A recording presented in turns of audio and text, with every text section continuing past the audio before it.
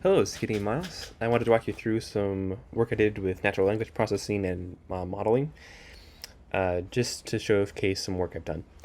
This was for a project for the Flatiron School, and the approach was to try to predict the outcome of a bill based mostly on its text. The thinking being that anyone trying to write a bill would want something that could help them predict what phrases to use and what phrases to avoid in trying to pass laws. The packages used were some NLTK, mostly for the language processing, and sklearn for the modeling. The data used was from a Kaggle competition. It was a pre-existing data set, and it was prepackaged, ready to use, and so it had some flaws in it, but it was still good enough for testing the concepts out on. Ideally, this would have some personally gathered data, but when I went to go do that, it was the site that I was scraping it from, the official congressional site, was so slow, it was going to take longer than I had to do the project to get the data. That said, I did a little bit of exploration here.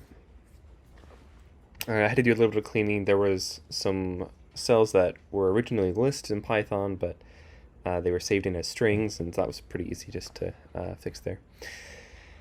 I wrote a couple of functions to do a little bit more feature creation, things like partition ratios of co-sponsorship, and I looked a little bit at partition ratio of committees, though that didn't seem to be very significant for this particular Congress. I should mention this is the 116th Congress.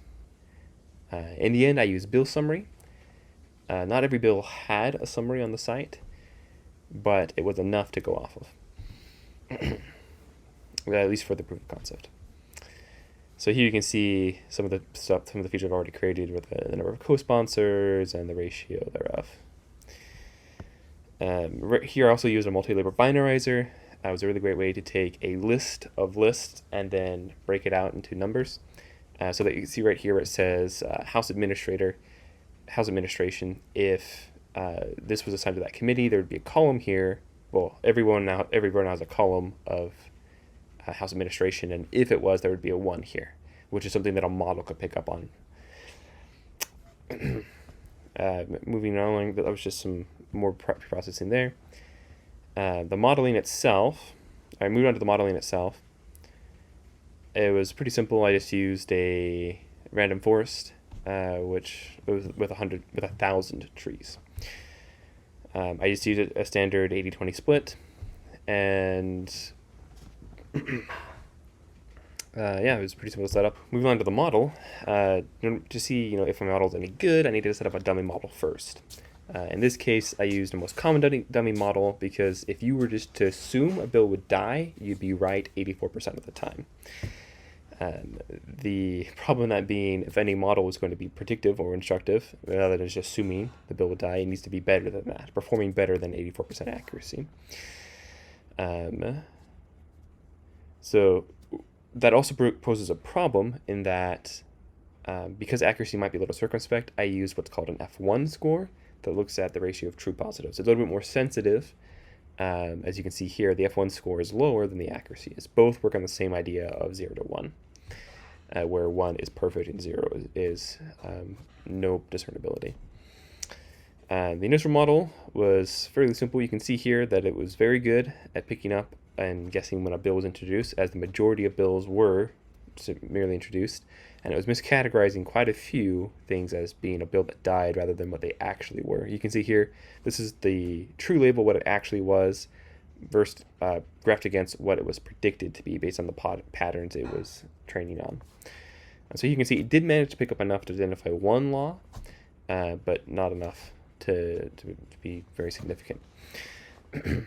You can see here the scores, the F1 and accuracy score, were both increased just slightly to our dummy model. The F1 increased significantly, but the accuracy not quite so much. I went ahead and used a grid search, which is just mass modeling a bunch of different times to see which one was the best performing model. The best performing model, then I went ahead and saved and used that one. Here you can see, I should mention, just to kind of explore how the random forest works, it has a series of different decision trees that it uses in concert when making a decision. Here you can see it was very prone to overfitting, was very happy with it getting a perfect score at the cost of not being able to see unseen data. And here you can see that decision tree where it managed to perfectly identify everything. Just to explore, I mixed in the training data with the testing data, and noticed that, of course, it was still overfitting on the existing stuff, on the existing data, and it couldn't see some patterns that it needed to.